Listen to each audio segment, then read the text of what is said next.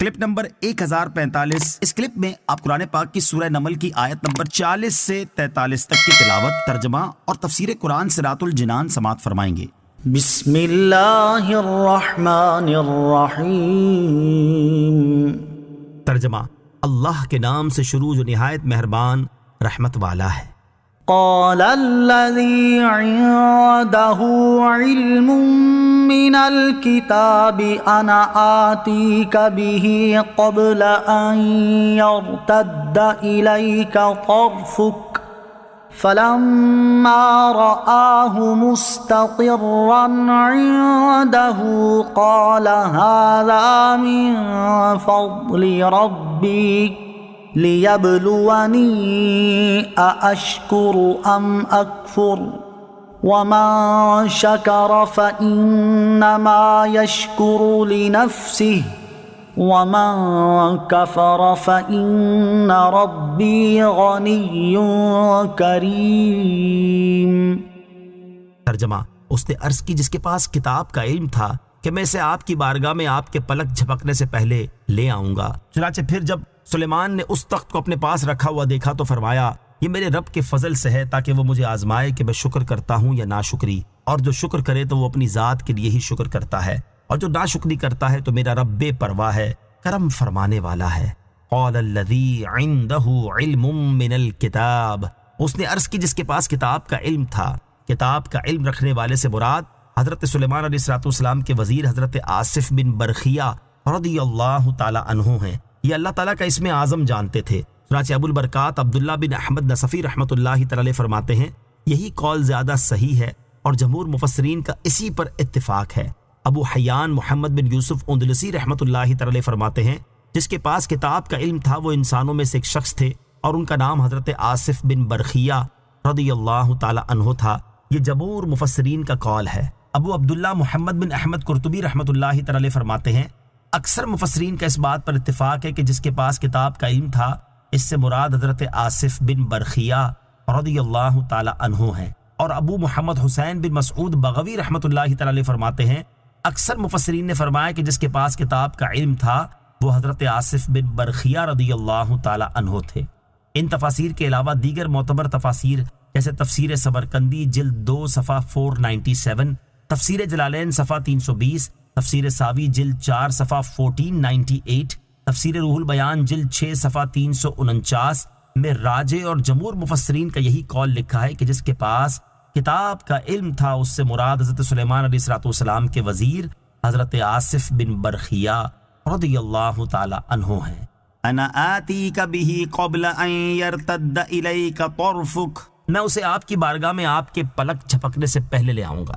جب حضرت آصف بن برخیہ رضی اللہ تعالیٰ عنہ نے کہا کہ میں آپ علیہ السلام کی بارگاہ میں اس تخت کو آپ کے پلک جھپکنے سے پہلے لے آؤں گا، تو حضرت سلیمان علیہ السلام نے ان سے فرمایا، اگر تم نے ایسا کر لیا تو تم سب سے زیادہ جلدی اس تخت کو لانے والے ہوگے۔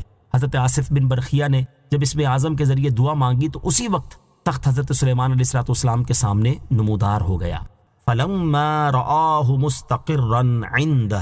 پھر جب سلیمان نے اس تخت کو اپنے پاس رکھا ہوا دیکھا، یعنی جب حضرت سلیمان علیہ السلام نے اس تخت کو اپنے پاس رکھا ہوا دیکھا تو فرمایا، پلک جھپکنے سے پہلے تخت کا میرے پاس آ جانا مجھ پر میرے رب کے فضل کی وجہ سے ہے، تاکہ وہ مجھے آزمائے کہ میں اس کے انعامات پر شکر کرتا ہوں یا ناشکری، اور جو شکر کرے تو وہ اپنی ذات کے لیے ہی شکر کرتا ہے، کیونکہ اس شکر کا نفع خود اس شکر گزار کو ہی ملے گا، اور جو ناشکری کرتا ہے تو میرا رب عز و جل شکر سے بے پرواہ ہے اور ناشکری کرنے والے پر بھی احسان کر کے کرم فرمانے والا ہے۔ قال نكروا لها عرشها ننظر أتهتدي أم تكون من الذين لا يهتدون